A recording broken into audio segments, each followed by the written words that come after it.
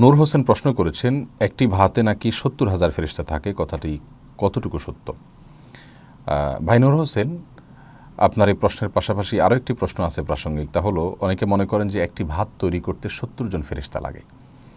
মূলত কেউ যদি তার প্লেট থেকে কোনো ভাত পড়ে যায়, সেটা যদি না তুলে নেন, তখন সে ভাতটি তুলে খাওয়ার গুরুত্ব বোঝাতে গিয়ে অনেকে এই কথাটি বলে থাকেন যে একটি ভাত তৈরি করতে ৭০ জন ফেরেশতা লাগে, বিধায় একটা ভাত নষ্ট করা উচিত নয়।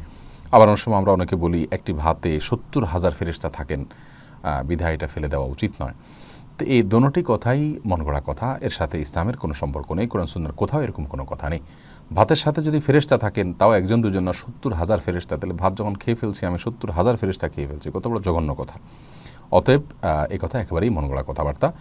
আবার যে একটি ভাত তৈরি করতে ৭০ জন ফেরেশতা প্রয়োজন হয়, এই কথাটাও সঠিক নয়। কারণ ভাত তৈরি করতে আল্লাহ সুবহানাহু ওয়া তাআলার ফেরেশতার দরকার হয়, এবং তাও ৭০ জন সংখ্যা ঠিক করে ৭০ জন ফেরেশতা লাগে, তাদের শ্রমে ভাত তৈরি হয়। এই সমস্ত কথা কোনো হাদিসে বর্ণিত হয়নি, বিধায় এগুলো মন গড়া কথাবার্তা। আমরা কোনো ভাত যদি প্লেট থেকে পড়ে যায়, তাহলে সেটা তুলে খাবার গুরুত্ব বোঝাতে গিয়ে নবী সাল্লাল্লাহু আলাইহি ওয়াসাল্লামের বিভিন্ন হাদিস আমরা তুলে ধরতে পারি। সহিহ মুসলিমে বর্ণিত হয়েছে, নবী আলাইহিস সালাতু ওয়াস সালাম কোনো খাবার পড়ে গেলে সেটা তুলে খাওয়ার জন্য নির্দেশ করেছেন, এবং সেটাতে যদি কোনো প্রকার আপনার ধুলোবালি লেগে যায়, তাহলে সেটা পরিষ্কার করে হলেও তিনি খেতে বলেছেন। তার মানে সেটা পরিষ্কার করে ধুয়ে হলেও আমাকে খাবার তুলে খাওয়া উচিত। এই সম্পর্কে নবী সাল্লাল্লাহু আলাইহি ওয়াসাল্লামের হাদিস রয়েছে।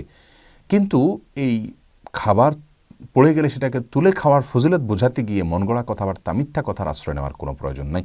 কোনো হাদিস দ্বারা এটি যেহেতু প্রমাণিত না, এটি মিথ্যা।